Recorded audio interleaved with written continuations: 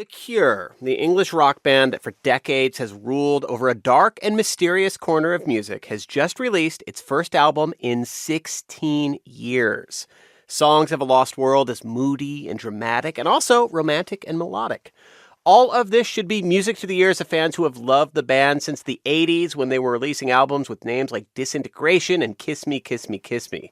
So what does The Cure offer listeners in 2024? NPR music critic and correspondent Ann Powers is here to talk us through the new album. Hey, Ann.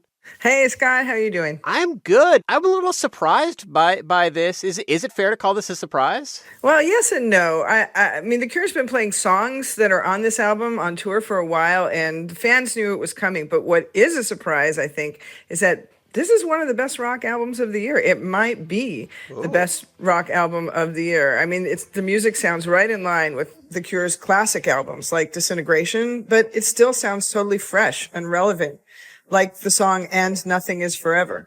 Promise you'll be with me in the end. Say we'll be together, that you won't forget. However far away, you will remember me in time.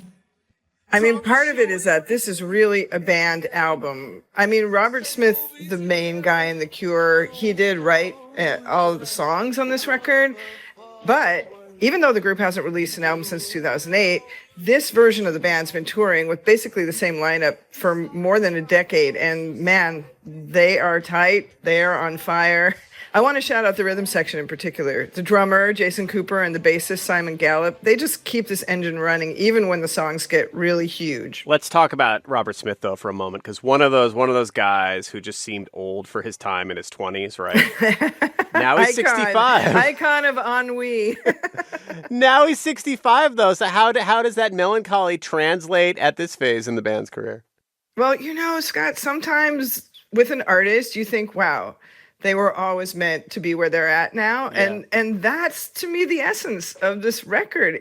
It turns out that the intensity that the band conjures in their songs, you know, songs that deal with death and loneliness and inner and global conflict, actually, it is perfect for someone who is 65, you know? I mean, it's really perfect for someone in a later chapter of his life.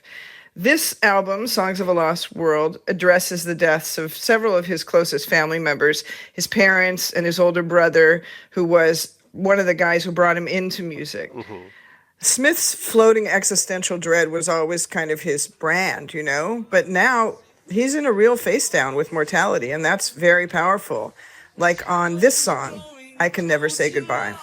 And there's nowhere left to hide, and I can't break this dream to sleep, however hard I try.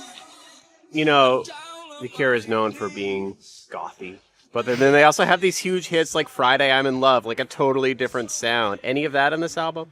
I'm glad you brought that up. So basically, there's two Cures in one band. There's the fun, quirky hit-making band, like you mentioned, you know, Friday I'm in Love. Those are fun songs. We love to hear them on our greatest hits of the 80s compilations or whatever. But then there's also this like totally locked in, almost metal level rock monster of a band whose songs just stretch out for 8 or 10 minutes at a time and who really take you on a psychedelic journey. And this album is in that camp. That's what you're getting with these songs. Even though there's still the essence of a hook in many of these songs. Okay. You will still sing along. One thing The Cure hasn't really been over the years is a political band, right? Though, look, maybe a bit of a shift here with one particular song, War Song, that does address big, weighty issues. Is this a pivot? Well, I thought it was when I heard the song, but then I did a little research and found that Smith has said that song is about a relationship, you know, one of those friendships where you fall out and you make up and you fall out again. But the sound of it, to me, it just takes it to that bigger scale. I mean, it feels like a battleground when you're listening. And to me, it resonates about the global situation that we're all in. It's misery, the way we fight. For bitter ends, we tear the night into. And as much as I hate to say it, it's a long time from the 80s. Yes. It's a long time from that post-punk era where The Cure really made its mark. Why do we need this band now? What does The Cure have for us in 2024? The Cure offers us really immersive music, dealing with the most intense and difficult emotions that humans experience. And let's face it, we're in a challenging moment in history right now. And just falling into an album like this, for me, it helps me cope.